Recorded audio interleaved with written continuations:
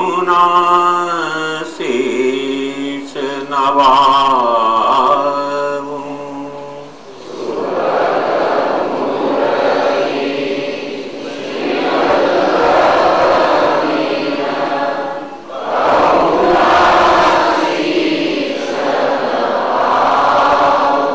हरि सेवा हरि कथा छाड़ के अनत कहूँ नहीं जाऊँ।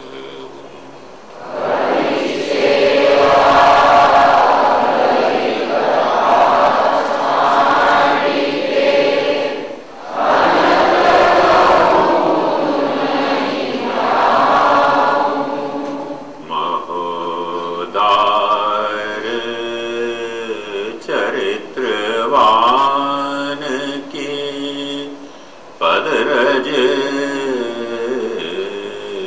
हों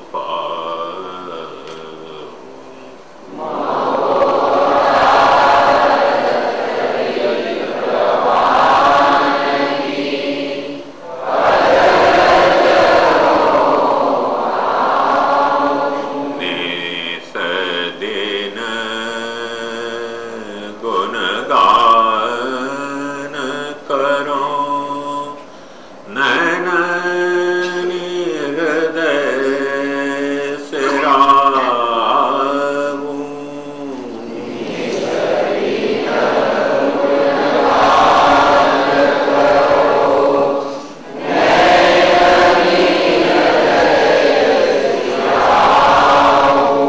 गोविंद जन इतनो चाहत दास तिहारो कहा।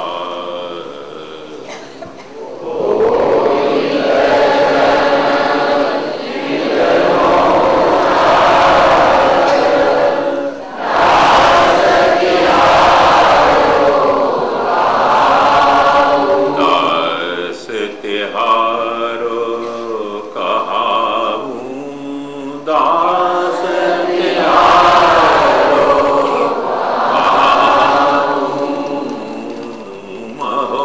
महोदार चरित्रवान के पद रज हों पाऊं।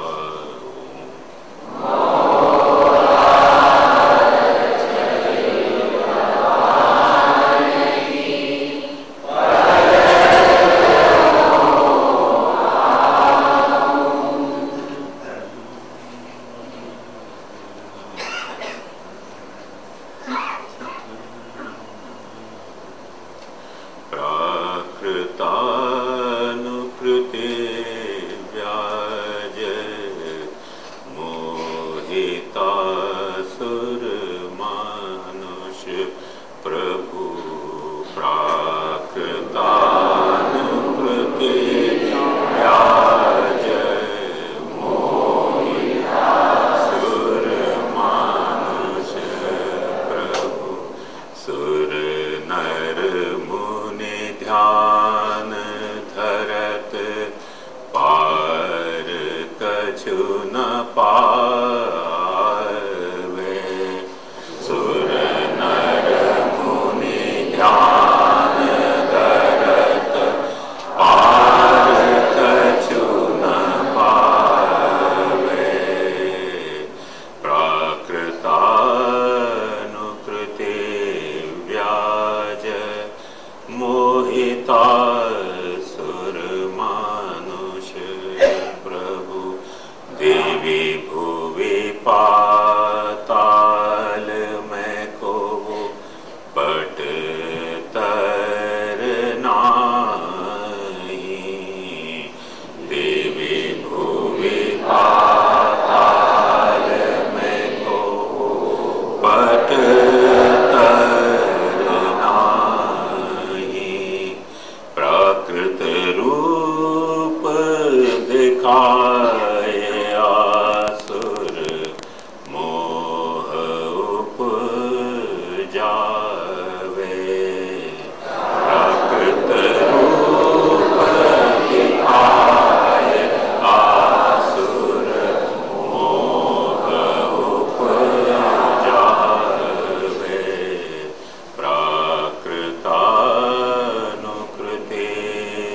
व्याज मोहिता सुर मानुष प्रभु प्राकृतानुकृते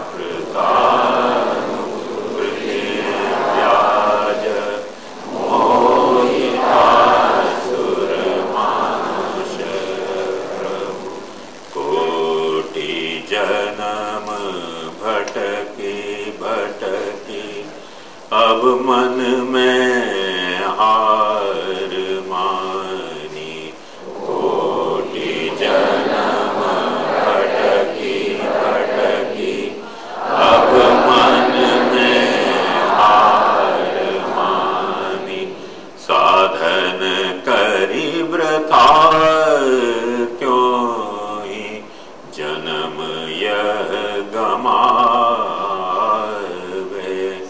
साधन करी वृथा क्यों ही जन्म यह गमावे और सब उपाधि छाड़ी असत्संग को निवारी और सब उपाधि छाड़ी असत्संग को निवारी संशय सब मन को काढ़ो अपने जी आवे संशय सब मन को काढ़ो अपने जी आवे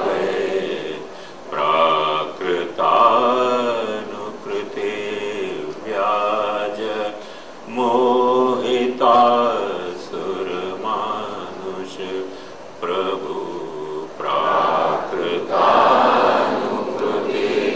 व्याज मोहिता सुर मानुष प्रभु वचनामृत श्रवण सुनो हरि सेवा हित सो करो वचनामृत श्रवण सुनो हरि सेवा हित सो करो दुस्तर भव सिंधु तरो वल्लभ उर्लावे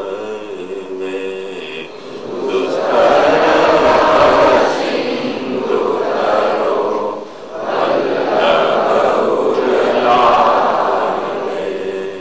कहत गोविंद कलि जुग में और कछु पाए नाही कहत गोविंद कलि जुग में और कछु पाए नाही मन वचन कर्म करी श्री वल्लभ गुण गावे मन वचन कर्म करी श्री वल्लभ गुण गावे प्राकृतानुकृते व्याज मोहिता सुर मानुष प्रभु प्राकृतानुकृते व्याज मोहिता सुर मानुष। आज तो बैठ गया आप लोग प्रेम मोह एक एंगल से मोह है तो दूसरे एंगल से उदारता है और वह सिस्टम को अपन जा वक्त डिस्टर्ब करेंगे तो वो बड़ी निष्ठुरता हो जाएगी और अपने पार्ट में मोह प्रकट हो जाए। जहाँ मोह को मैंने बंदर के मोह में आपको चित्रित करके बताया कि बंदर को मोह हो जाए कि हर पानी में जो वस्तु तैर रही है वो डूब रही है और वहां को बचाओ, तो वो तो बंदर को मोह है ना। ऐसे विश्व धर्मवादी जितने हैं वो सब बंदर के मोह से सफर कर रहे हैं। अब हमें अपन तो कोई इलाज नहीं है, पर मूल बात जो ये समझानी चाहिए थी कि वो प्रवाहस्थ जीव के प्रति उदारता ही या बात की है कि वहां में प्रवाह के बारे में मोहवा को निभाया जाए, वाके लिए प्रवाह को मोह निभाया जाए, या में अपनी उदारता प्रकट हो रही है। सिमिलरली जो मर्यादास्थ जीव है वाके भीतर मर्यादा को भाव निभाया जाए, या में अपनी उदारता प्रकट हो रही है। और जो पुष्टिस्थ जीव है वाके भीतर पुष्टि को भाव निभाया जाए, वह में अपनी उदारता प्रकट हो रही है।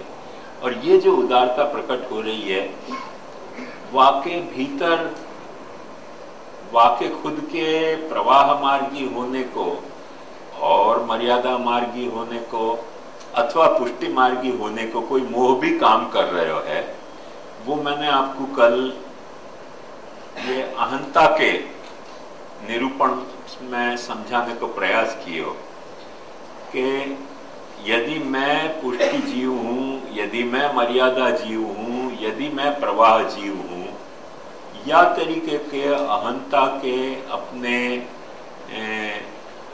डायरेक्टरी में वो जो फाइल खुल रही है, अहंता की डायरेक्टरी में एक ऐसी फाइल खुल रही है, कल मैंने बताया तो कि अहंता कई सारे प्रोग्राम से कॉम्पिटिबल है। तो जब वो या प्रोग्राम से कॉम्पिटिबल हो जाए कि मैं मर्यादा जीव हूँ, मैं पुष्टि जीव हूँ, मैं प्रवाह जीव हूँ, तदनुसार वाके भीतर रहे भयो बीज भाव भी वाकू अंतर से प्रेरणा करते हुए वाकी जो सोचने को, समझने को, पसंद करने को, वाके सामर्थ्य को तरीका भी वह तरह से पूरा कोऑर्डिनेट होएगो कि वह कुछ सोचेगो तो भी यही बात उचित लगेगी, दूसरी बात उचित नहीं लगेगी। सोचने जाए माने हृदय को वो टटोलेगो तो वाकई हृदय की फीलिंग्स भी वाकू यही बात की गवाही देंगी, नहीं भाई यही बात में मजा आ रही है, वह बात में मजा नहीं आ रही है। वो प्रवाह में भी, मर्यादा में भी और पुष्टि में भी। अब जबरदस्ती वाके भीतर अपन कोई मोह पैदा करके अपनी विश्वोद्धारकता के मोह में अपन वाके साथ कोई निष्ठुरता या अत्याचार करें तो करो, फिर एक वो मोह को एक पाछे दूसरा प्रकार है, क्योंकि साइलेंट मोड में रख लो ना तो आपको परेशानी नहीं, वो कोई परेशानी नहीं, श्रोता को परेशानी नहीं। तो जब अपन जो है वो वाके वह बात को मान्य कर रहे हैं, एक बात ध्यान से समझो कि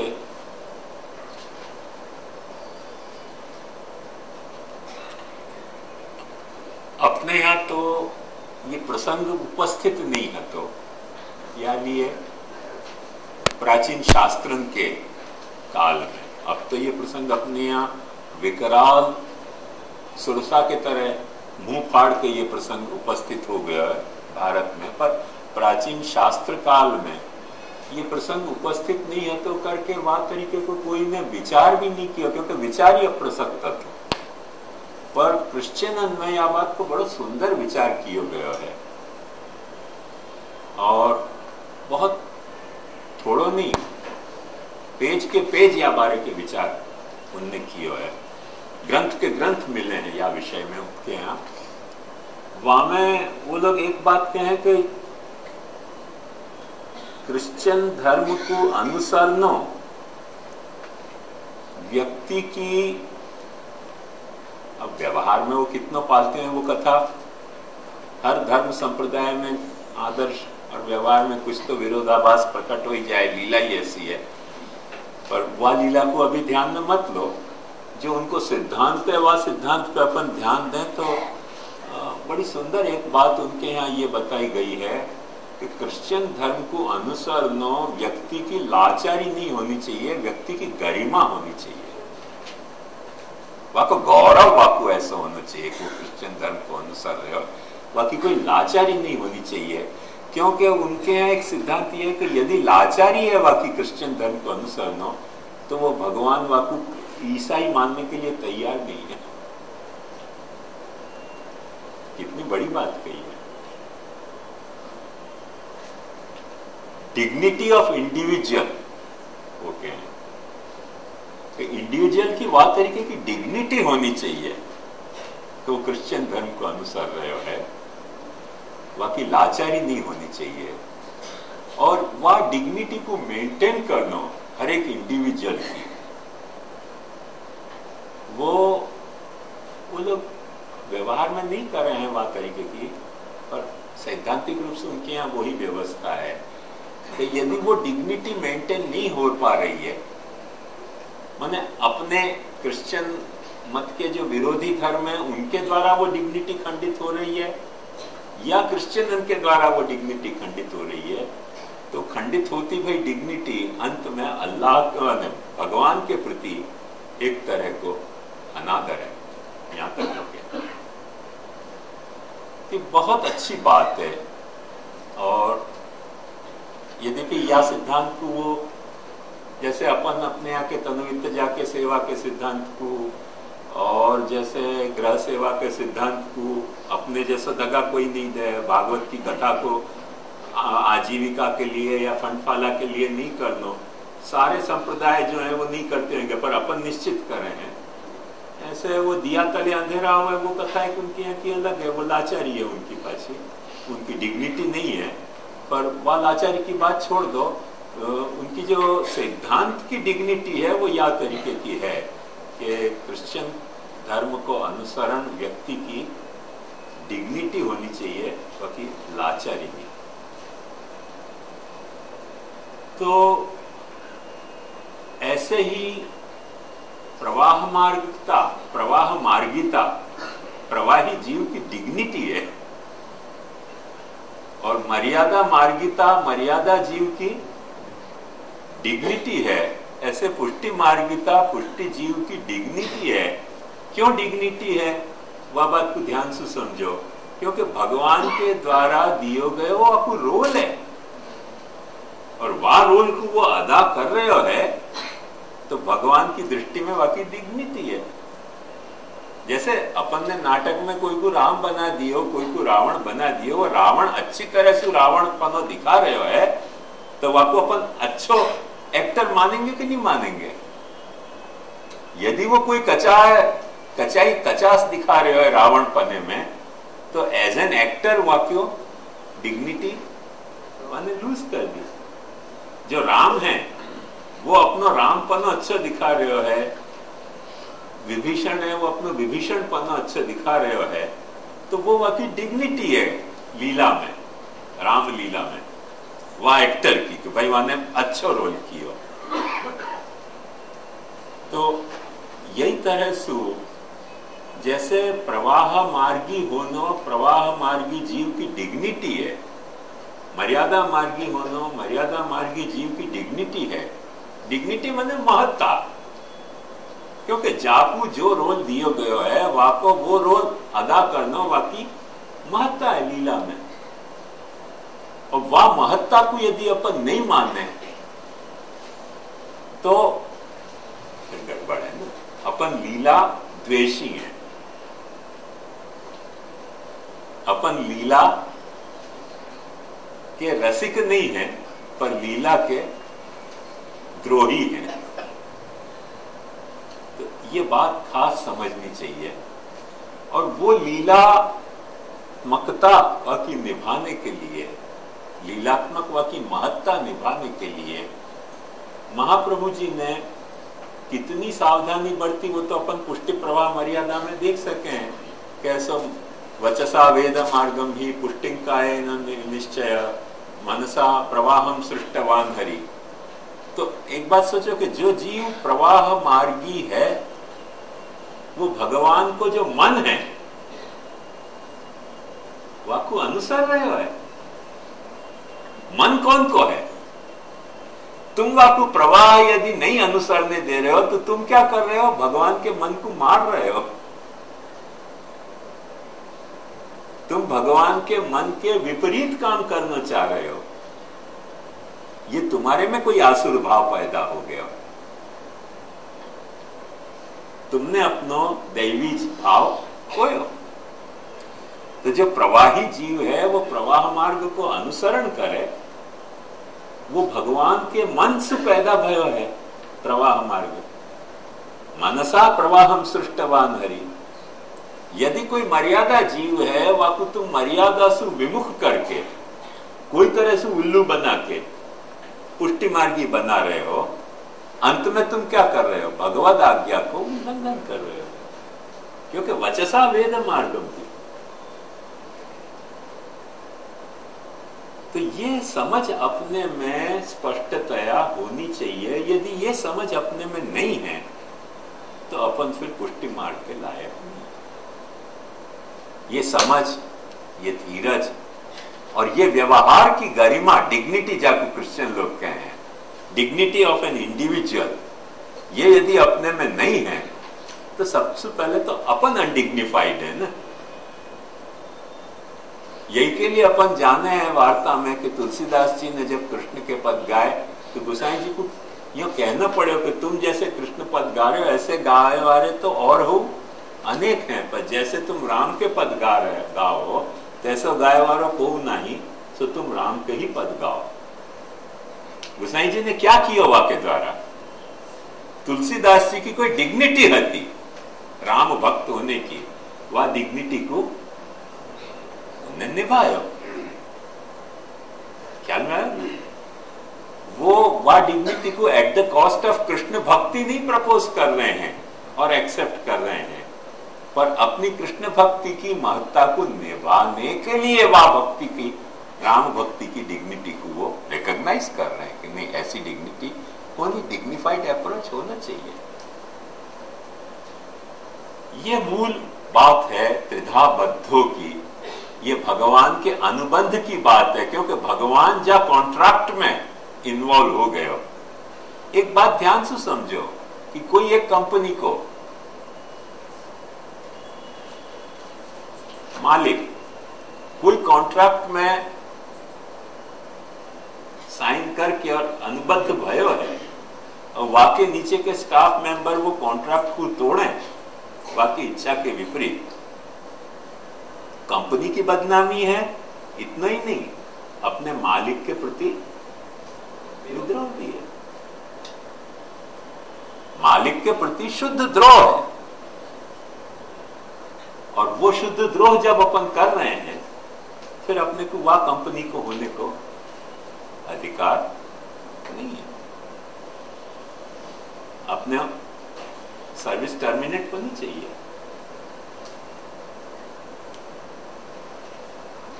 तो ये सारे मेजर इश्यू हैं यहां में, जिन इश्यू को अपने को गंभीरता से समझना पड़ेगा कि कैसे उदारता है और कैसे मोह है। तो जो जा मार्ग को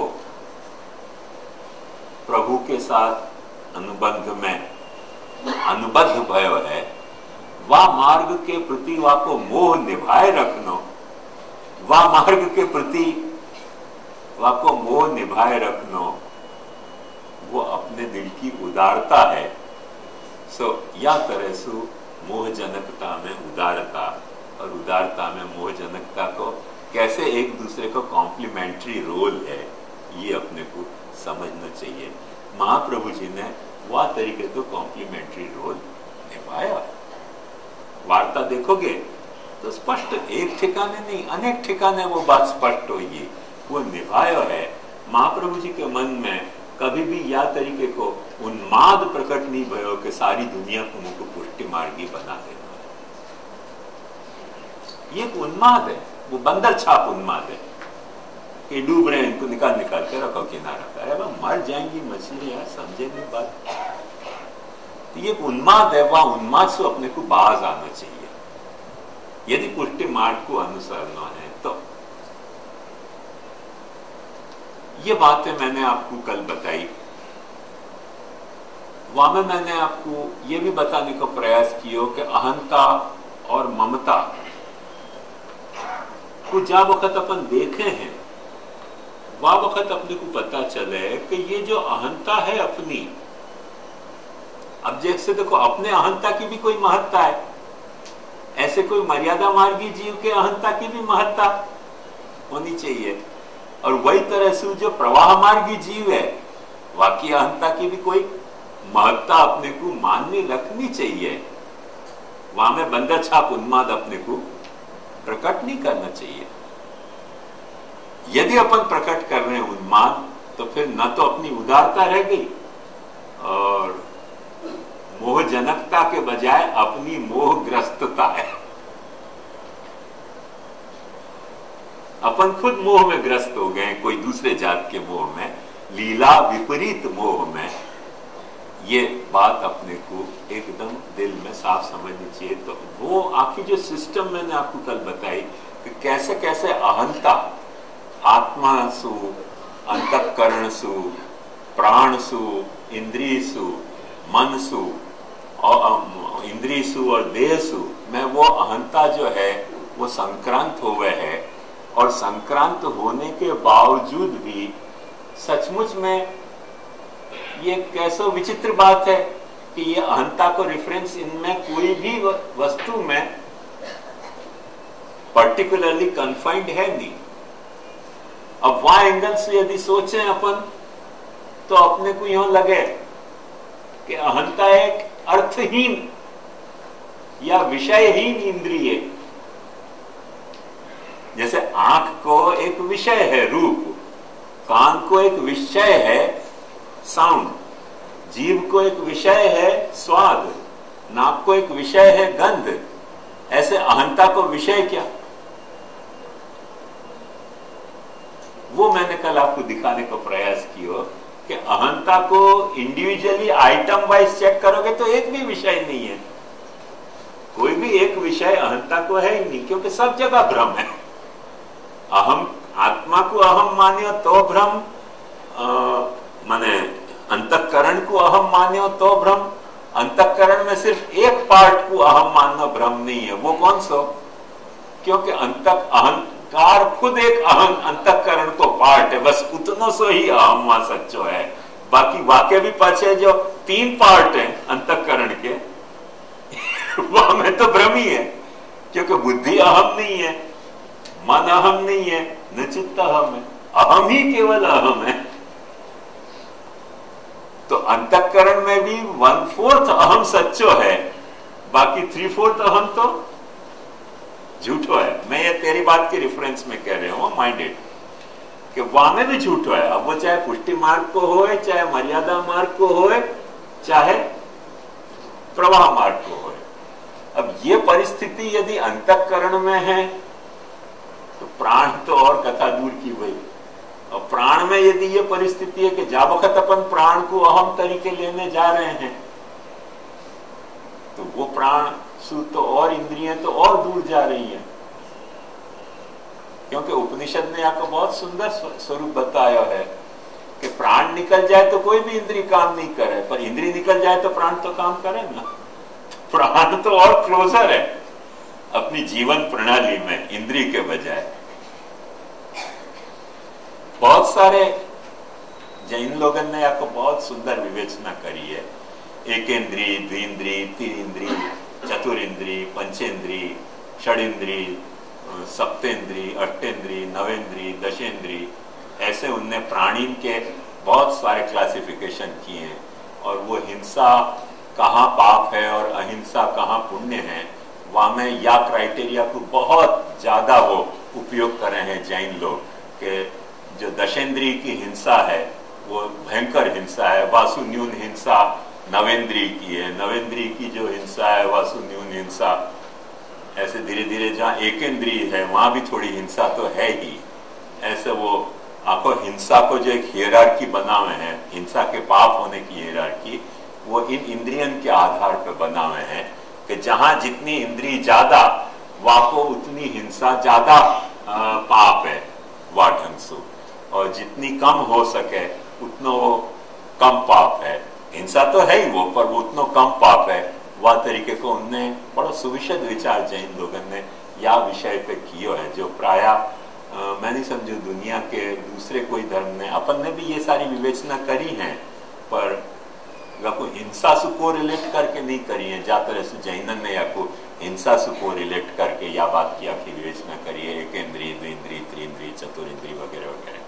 तो या में खास समझने की बात है कि इंद्रिय तो बहुत दूर की कथा हो गई, और जब इंद्रिय दूर की कथा है तो देह की कथा तो अहम सु मैंने कल आपको ये बताया कि जब वक्त देह में अपनी अहंता एकदम परिसीमित हो जाए, बंध जाए है, कैद हो जाए, वहां में तो अपनो शुद्ध या तो पशु भाव, बाकी पशु भाव से भी आगे बढ़ के आसुर भाव ही केवल प्रकट हुए है। क्योंकि पशु में भी बहुत सारे पशु की जो अहंता है वो केवल देह भाव में घिरी भई नहीं हुए, इंद्रिय भाव तक भी जावे है।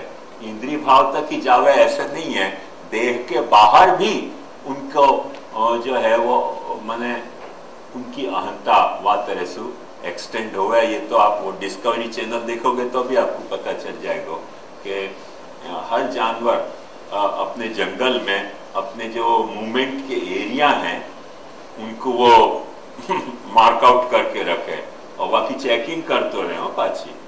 वह एरिया में कोई घुस तो नहीं रहे हो, घुसे तो वहां में झगड़ा करने, मरने, मारने सब तैयार हो जाए। अभी मैंने आपको शायद बताई कि नहीं बताई, पर यहाँ के जंगल में वो मगर और शेर को झगड़ा की आखिर कोई जंगल के ट्रैवलर ने पूरी वो शूटिंग करी। तो वहाँ राजस्थान के कोई जंगल में, तो वहाँ क्या हुआ कि मगर ने एक कोई शिकार करके आयो और शिकार करके आके इतना थक गयो कि सो गयो। तो वो तालाब के किनारे तो मगर ने देख लियो कि शिकार को खायो नहीं है। मगर भी बेचारो भूखो हुए तो कि चलो लाव लो, आज न लावा दीजिए जी, काल कौन बेटी छे। पुट्टी मार्गी के तरह लावा लेने गयो, शिकार किया मगर वो शेर ने उठा के भाई साहब चलते बने। वाकी जो सड़सड़ भई ना वहां में मगर वो की शेर की नींद खुली तो शेर को बहुत नागवार लगी, लेकिन शिकार मैंने क्यों उठा के तू कैसे ले जाए। तो 2.5-3 घंटा तो शेर और मगर में युद्ध भयो बाकायदा। वो पूंछ से मारे, वो को काटने की कोशिश करे, ये हाथन के लपेड़ाएं लगावे, पर मगर की चमड़ी इतनी मोटी ना पुष्टि मार्गी के जैसी कि मारो की तो भी लगे ही नहीं।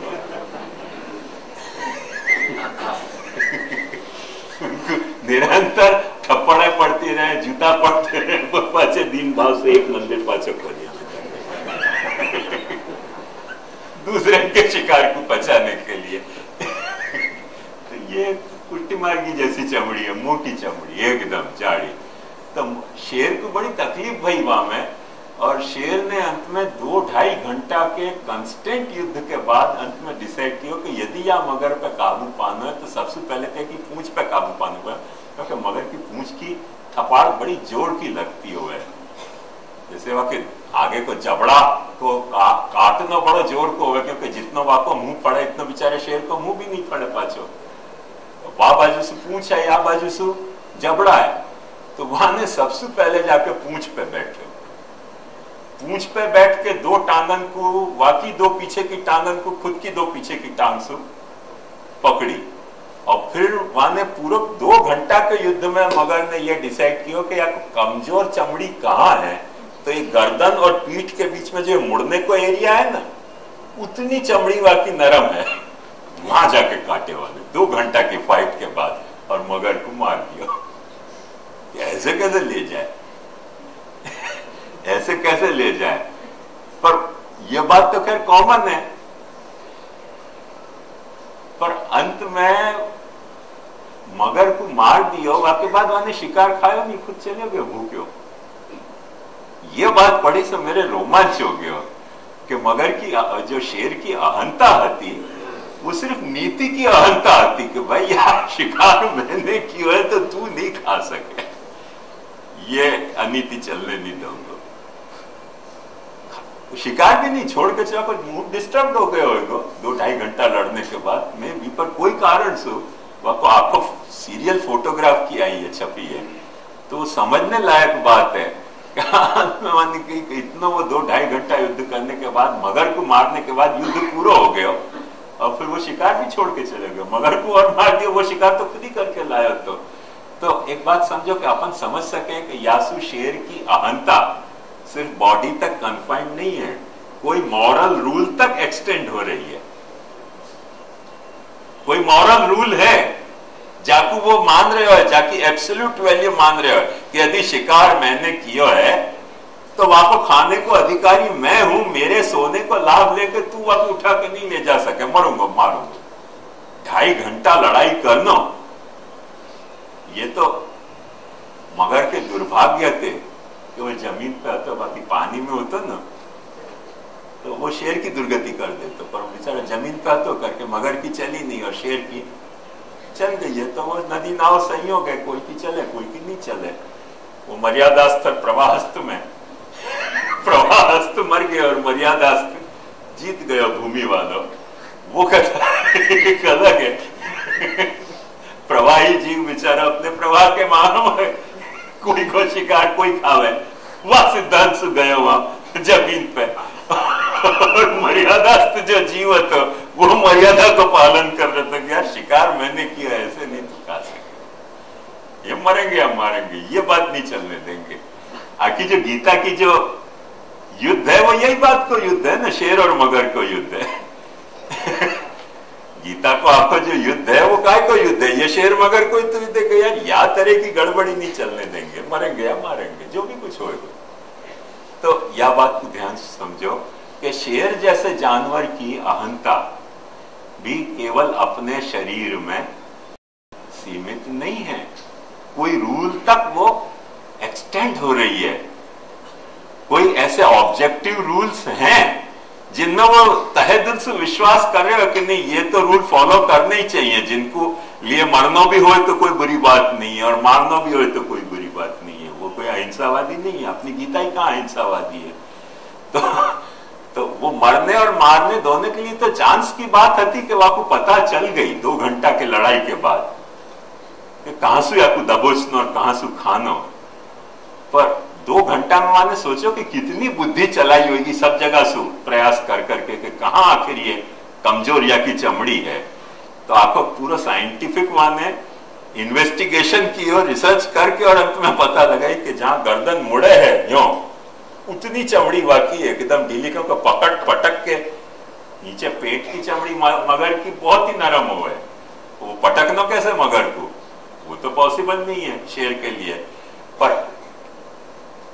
लेटे हुए मगर की एक ठिकाने ऐसी है कि जहां चमड़ी कमजोर है और वो जगह कैसी सेंसिटिव है, वो खोजना कितनी बुद्धि की पराकाष्ठा है। अपन सोचें तो अपने को आश्चर्य होगा। अपन समझो शेर के ठिकाने हुए तो मगर ही जीतता, अपन नहीं जीतते। शेर ने 2-2.5 घंटा के युद्ध के बाद अंत में ये सब पता लगाया और वह मगर को खत्म किया। तो खत्म किया यह बात तो प्रमाण है कि शेर की अहंता शेर के देह तक, देह में कैद नहीं है। कोई नीति के नियमन में वो देह से ज्यादा विश्वास कर रहे है कि भाई वो तो मैं भूखे मर जाऊं पर या नियम को तो मैं तोड़ने नहीं दूंगा। तो ये एक समझने की बात है कि जब जानवरन में अहंता वहां तक जा रही है तो अपनी खोटी अहंता है कि अपन ही सिर्फ बुद्धिमान है। अहंता को जो सर्कल है और जानवरन में भी ऐसा आगे जा सके। आप लोगों को शायद पता हो कि नहीं हो, जैसे मैंने पेंगुइन की बात बताई, ऐसे शेर जो है ना उनको जो समुदाय है वो पुरुष प्रधान समुदाय है। तो उनके यहाँ ऐसा है कि एक शेर 4, 5, 10 जितनी शेरनी हो सबको लेकर घूमते हुए, वह टेरिटरी में कोई शेर आ जाए तो 2 शेरन को युद्ध हो जाए। जैसे ही 2 शेरन को युद्ध हुए तो सब शेरनियां तटस्थ खड़ी हो जाएंगे, हम कुछ नहीं बोले, तुम डिसाइड करो कि तुम में से कौन शेर है सच्चो। वो खाली घुर्र घुर्र करते रहे, कोई वहां को सपोर्ट नहीं करे, न या शेर को न वह शेर को। जो शेर जीत जाए सब शेर नहीं बोले जाए। उनके यहाँ को कोई रूल है सब शेर के यहाँ को, क्योंकि जो शेर है वो शेर नहीं रख सके, तो हर एक आदमी थोड़ी शेर नहीं रख सके। तुम शेर हो सिद्ध करो तो तुम्हारे साथ, यदि तुम अपने आप को शेर नहीं सिद्ध कर पाए, तुम्हारे माथे कोई सवा शेर है तो हम तो सब शेर नहीं है वह शेर के साथ। तो वो सब खड़ी खड़ी तटस्थ भाव से, जैसे क्रिकेट के वहां में अपने दर्शक हैं पाकिस्तान जिंदाबाद हिंदुस्तान जिंदाबाद करते रहे, खेले कुछ नहीं हो। तो सब शेरनी है, गुर्र गुर्र करती रहे, कुछ बोले नहीं बीच में। बाकी शेरनी को कोई शिकार नहीं आवे ऐसा थोड़ी है, यदि टीम वर्क बना है। देखो एक बात ध्यान से समझो, ये जानवर इनके कोड कैसे हैं अहंता ममता के, कि यदि टीम वर्क बना है तो जाके पास ज्यादा शेरनी होंगी, वह शेर को जीतना चाहिए। उनके यहाँ के कोड ऐसे हैं कि नहीं, तुम दो शेर झगड़ रहे हैं बीच में खोटी खटपट क्यों करनी, अपने क्या लेना देना, अपने का है लेना देना, अपने तो जो शेर हो बाकी शेर नहीं है। कौन शेर है वो तो शेर डिसाइड करे कि हम डिसाइड करें। दोनों शेर नहीं हो, याकी और वाकी दोनों साइड में खड़ी हो जाए, खाली गुर्राती रहे। पता नहीं वो गुर्राने का मतलब कि लड़ो लड़ो यूं कहें कि जिंदाबाद कहें कि हिप्पे फुर्रे कहें, तो उनकी भाषा वो जाने। वो कुछ तो गंभीर बात करती रहे वो कि हाँ लड़ो और लड़ो और लड़ो, खाओ मारो मारो, ऐसी कुछ करती होंगी, पता नहीं क्या करती होंगी। तो गुर्राती रहे पर भाग नहीं ले, जो जीते, जो जीता सो सिकंदर। ये हर तरह से तो अब अपन जान सके कि कई सारे रूल्स ऐसे हैं कि जो बॉडी से कन्फाइंड नहीं है। ये सारे रूल समझ में आई ना, मैं ये बात क्यों बता रही हूँ, कोई शेर शेरनी की बात नहीं बताने के लिए बता रहे हूँ। कई सारे रूल्स ऐसे हैं कि जिन रूल्स के तहत अपनी अहंता और अपनी ममता, माने शेरनी की शेर के प्रति जो ममता है, वो कोई रूल की पाबंद है, वो कोई रूल की पाबंद है, वो सिर्फ बॉडी की पाबंद नहीं है कि हम या शेर के साथ परण गई तो यह शेर हमारा, वो बॉडी की पाबंद नहीं है, कोई उनके रूल है कि जो जीते सो शेर है। तो वह रूल की पाबंद होने के कारण कोई भाग नहीं ले दो शेर के झगड़ा में, शेर में इतनी पाछी वो जो जीत जाए बाकी तो है ही सब शेर। तो वो उनके यहाँ माने वो जैसे रन अपने बढ़ जाए ना, ऐसे शेर नहीं बढ़ जाए जो जीते शेर की ऐसा कहता हुआ। तो ये बात ध्यान समझो कि अहंता ममता सिर्फ शरीर तक सीमित तो पशु की भी नहीं हो है। पशु की भी अहंता ममता शरीर से आगे के कोई रूल्स एंड रेगुलेशंस जो उनके हैं, अपने नहीं है वो रूल्स एंड रेगुलेशंस, पर उनके जो रूल्स एंड रेगुलेशंस हैं उनके साथ कितनी अटैच्ड है ये अपन अच्छी तरह से समझ सके हैं।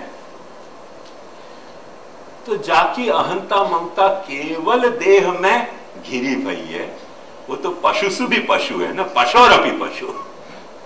पशु भी वापसु को देख के शर्माते होंगे कि यार क्या कौन सी जात का जानवर है ये, कि जाकी अहंता सिर्फ देह में ही घिरी भई हो। बापू तो देख के पशु को भी शर्म आती होगी कि ये बहुत जंगली आदमी पशु प्राणी है, ऐसा होता है गुण। तो वो अपन समझ सके हैं एक आपका ग्रेड है, पर वो सारे ग्रेडेशन के बावजूद अंत में जो एक सत्य है वो सत्य ये है कि अहंता को रेफरेंस कहां है, वो तो कहीं भी नहीं है। अहंता सिर्फ अहंता है, वाक्य अलावा कुछ भी नहीं है। न आत्मा है, न अंतःकरण, न 3/4 नहीं है, न प्राण है, न इंद्रिय है, न देह है। और फिर देह के बाद जहां भी एक्सटेंशन होते हैं वो तो ऑटोमेटिकली कैंसिल हो जा रहे हैं, तो कहीं भी नहीं है। फिर भी एक ये इंद्रिय या तरीके को मोह, जो मैंने कल आपको सरदार जी की बात से बताया कि सरदार जी को दूरबीन को देखने पे टैक्सी पास दिखे, ऐसे हर प्राणी को अहंता की इंद्रिय से जहां वस्तु को निहार है वो वस्तु बिल्कुल इतनी करीब लगे है कि मैं ही हूं। ऐसी दूरबीन तो आज तक एक भी नहीं पैदा हुई कि जहां दूरबीन से देखने पे दृश्य जो है वो दृष्टा बन जाते हुए। या दूरबीन की खूबी समझो कि दृश्य जो है, अहंता की दूरबीन कितनी मजेदार दूरबीन है कि दृश्य खुद दृष्टा बन जाए। बस वह दूरबीन से निहार्यो और दृश्य दृष्टा बन्यो। कांच ऐसा है, यद्यपि इंद्रिय नहीं है, तो कांच ऐसी एक उपाधि है कि जाए उपाधि में दृष्टा जो है वो दृश्य बन जाए। या को रिवर्स है, कांच कांच के सामने अपन खड़े हो जाए अपन दृष्टा हैं, तो कांच के सामने अपन खड़े हो गए तो अपन दृष्टा होते भाई भी दृश्य बन जाएंगे। अपन देखने वाले होने के बजाय बावजूद दिखते हो जाएंगे अपने को, खुद को। तो दृष्टा जो है वो दृश्य बन जाए। पर ये अहंता की जो दूरबीन है तो एक यूनिक दूरबीन है भगवान की बनाई गई। ऐसी यूनिक दूरबीन है कि जा अहंता की दूरबीन से जा दृश्य को देखो वो दृश्य को दृष्टा बन जाए। बात समझ में आई ना? या दूरबीन की जो माने महत्ता है, डिग्निटी है, वो या तरीके की डिग्निटी है या दूरबीन की। सो ये अहंता एक सिर्फ इंद्रिय है या इंद्रियवान जो भी चेतना है वह चेतना को वह तरीके को वो विषय को सामीप्य दे है, पर या कोई अर्थ तो है नहीं। जब अर्थ नहीं है तो संभावना सिर्फ दो ही है, अपन अपनी अहंता को जाने और पहचाने। अपन अपनी अहंता को तो जाने तो सभी है, पर अपन अपनी अहंता को पहचान नहीं पा रहे हैं। अपने यहां को ये जो मॉडल मैंने आपको कल समझाया, या मॉडल पे आप ध्यान दोगे तो आपको अपनी अहंता से पहचान होगी कि मेरी अहंता सचमुच में क्या है। और वह पहचान से जा वक्त आप अहंता को देखने लगोगे, पहचानने लगोगे अहंता को, वह वक्त आपको यह बात समझ में आएगी कि ये एक कितनी बड़ी उदारता भी भगवान ने प्रकट करी है। अपने को अहंकार के रूप में दूरबीन बन के मिले हैं, और या उदारता के कारण अपने भीतर एक मोह पैदा किया है। जो पहलो मोह तो अपन इन पांचों को तत्वों को अपन अहंता की दूरबीन से देखने के कारण अहंकारास्पद मानने लगे, ये मोह है। अब ये मोह केवल प्रवाही जीव को होवे ऐसी बात नहीं है, ये मोह मर्यादा जीव को होवे ऐसी बात नहीं है, ये मोह पुष्टि जीव को होवे ऐसी बात नहीं है। ये तो प्राणी मात्र में या तरीके को मोह पैदा हुए है, और प्राणी मात्र में या तरीके को जो मोह पैदा हो रहे है, वाके कारण सारे साधना प्रसक्त हो रही है, सारो कर्तृत्व प्रसक्त हो रहे है, सारो मार्ग प्रसक्त हो रहे है, सारी प्रमाण प्रमेय साधन फल की जो व्यवस्था वो वाह मोह के कारण प्रसक्त हो रही है। चत्वारि श्रृंगा त्रयो अस्य पादा द्वे शीर्षे सप्त हस्तासु अस्य त्रिधा बद्धो वृषभो रोरवीति महो देवो मर्त्या माविवेश। भगवान तुम्हारे भीतर तुम्हारो अहंकार बन के छुप गयो, तो पता ही नहीं चलेगा कहाँ है भगवान। अहंकार इतियम में भिन्ना प्रकृति रष्टता, तुम्हारे भीतर तुम्हारो अहंकार बन के भगवान छुपे भयो है, और कैसो तुमको हर वस्तु के प्रति सामीप्य पैदा करे है, कैसो मोह पैदा करे है, वाकी उदारता, वाकी महोदारता और वाकी ये मोहजनकता की खूबसूरती पे ध्यान दो तो पता चलेगा कि अपन भगवान कितना खूबसूरत है, कितना मोहजनक है। अपने को ठाकुर जी को अपन मदन मोहन क्या है ना, तो मदन मोहन को सीधो से मतलब यह है कि अपने भीतर जो मदन है वाकु भी मोहन करने को जाकू सामर्थ्य है, वाको नाम मदन मोहन। मदन को मोहित करने को जामे सामर्थ्य है, वो मदन मोहन। मदन को मूल क्या है अपन जान रहे हैं, ममता है। अपनी ममता को मोहित करने को सामर्थ्य कौन में है? अहंकार में। जो तने प्रश्न पूछो तो कि ममता तो बिल्ट इन सिस्टम के तहत अपने भीतर काम कर रही है, तो जो अपनी बिल्ट इन सिस्टम है वाको मोहित कर सके ये अहंकार। देख एक खूबसूरती समझ, जो बिल्ट इन सिस्टम है वाको ये मोहित कैसे कर रहे हो अहंकार? क्योंकि सबसे पहले तो जो तुम्हारो देह है वाको अहंकारास्पद बना दे, जो तुम्हारी इंद्रिय है वाको अहंकारास्पद बना दे, जो तुम्हारो प्राण है वाको अहंकारास्पद बना दे, जो तुम्हारे मन बुद्धि और चित्त हैं उनको अहंकारास्पद बना दे, तुम्हारी आत्मा को अहंकारास्पद बना दे। सचमुच में आत्मा कोई अहंकार को विषय तो है नहीं। यदि क्योंकि आत्मा, शंकराचार्य जी बहुत अच्छे आर्गुमेंट दे कि यदि आत्मा, यदि अहंकार को सच्चो विषय होती तो कोई ऐसे कह ही नहीं सके कि कानो हो, मैं कानो हूं, मैं लूलो हूं, मैं लंगड़ो हूं, आदमी कहवे कि नहीं कहवे? तो या तो तुमको ये कहना पड़ेगा कि कानो लूली लंगड़ी आत्मा होवे, तब तो अहंकार आत्मा को विषय हो सके। और यदि आत्मा को विषय नहीं है, आत्मा को विषय है अहंकार, आत्मा अहंकार को विषय है, तो फिर कोई ऐसे कह नहीं सके कि मैं कानो हूं, मैं लूलो हूं, मैं लंगड़ो हूं, क्योंकि आत्मा तो कानी लूली लंगड़ी हो ही नहीं है। कानो लूलो लंगड़ो तो यहां सब बाहर की बातें हैं, आत्मा से को क्या लेना देना। पर आदमी की ऐसी फीलिंग है कि नहीं कि मैं कानो हूं, मैं लूलो हूं, मैं लंगड़ो हूं? आत्मा की ऐसी फीलिंग है, अपने को ऐसा अनुभव हुआ है कि नहीं? अपने मन को टटोल के देखो कि मैं ब्राह्मण हूं। ब्राह्मण आत्मा थोड़ी हो वह कोई। ब्राह्मण क्षत्रिय वैश्य शूद्र तो ये देह है, आत्मा तो वही नहीं है।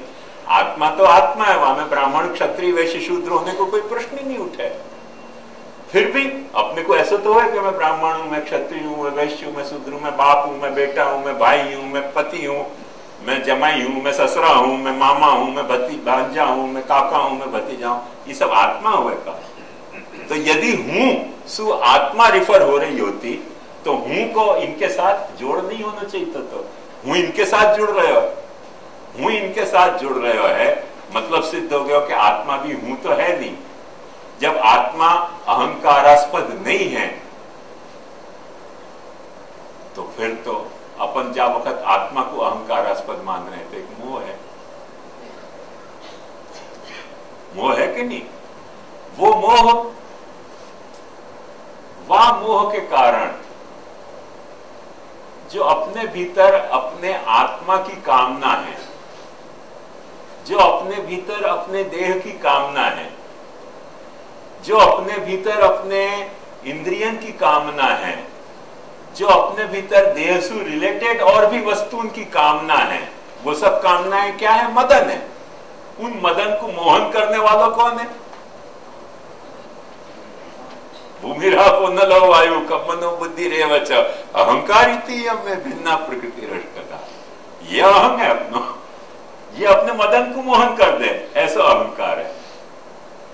अब ये मदन मोहन कितना उदार है और कैसा मोह है ये देखो।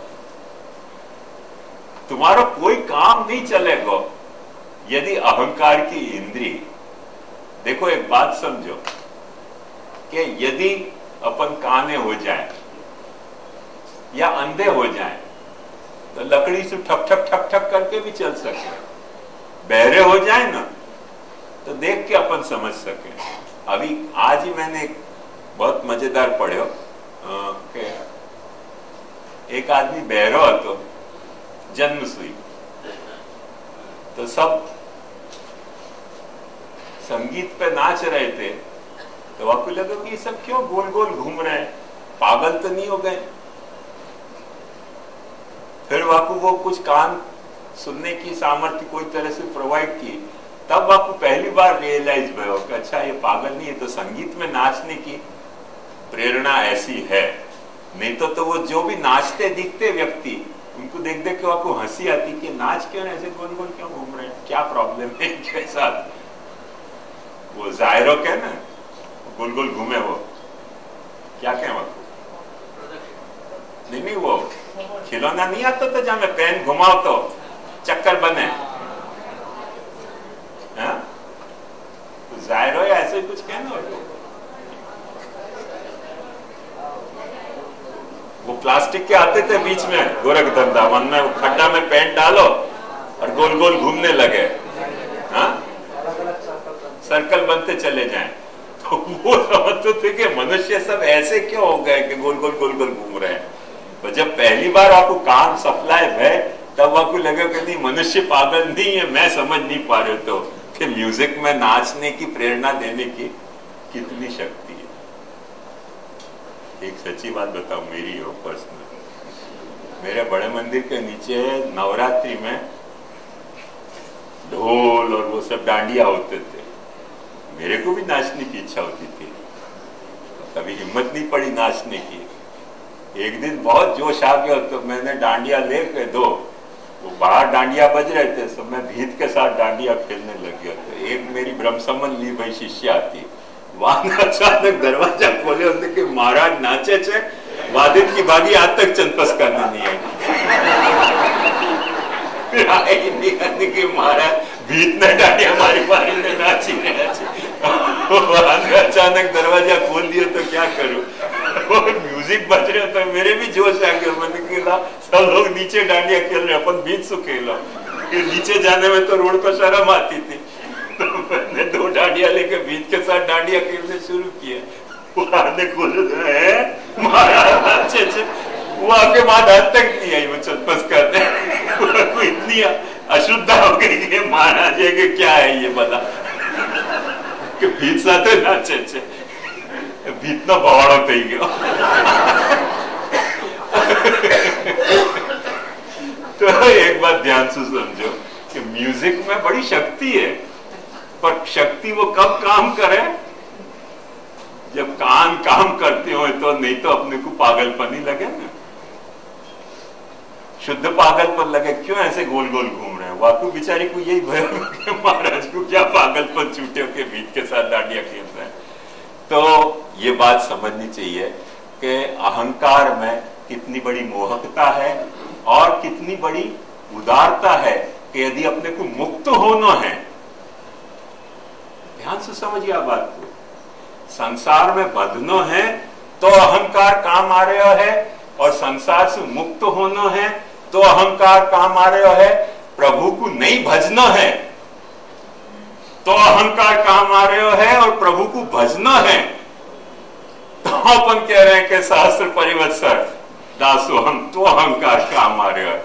सब कितना बड़ो उदार और कितना मोहजनक ही अपना अहंकार है, और वो अहंकार को रूप धारण करने वाला कौन है? गीतोपदेष्टा अपनो कृष्ण। भूमिरापो नलो वायु खम मनो बुद्धि रेवच अहंकार इति यम में भिन्ना प्रकृति रष्ट था। या रहस्य को समझो कि अहंकार के कॉन्स्टिट्यूशन में कैसे ढंग की मोहजनकता और कैसे ढंग की उदारता हुई है। अब यही लिए हर बंधन में एक मुक्ति छुपी हुई है, और हर मुक्ति में एक बंधन छुपे हुए है। अपन यह समझे हैं कि ये बंधन है, पर वह के भीतर भी जैसे मोह और उदारता को अपन ताव को समझे या परस्पर अंतर्भाव समझे हैं, ऐसे बंध और मोक्ष में भी परस्पर एक तरह अंतर्भाव है। लीला के तथ्य को जब तक अपन समझ सकें तब महाप्रभु जी के सिद्धांत फुल्ली एप्रिशिएट नहीं कर सके। अपन ने अपनी एक ऐसी नैरो मेंटल कारण बंधन को बंध लियो और मुक्ति ही मानी। और सब लोगों के ख्याल ऐसे हैं, महाप्रभु जी को ख्याल ऐसा नहीं है। एक मुक्ति, वह बात को ध्यान समझो, क्योंकि वो भगवान तुम्हारे साथ तरह से अनुबद्ध में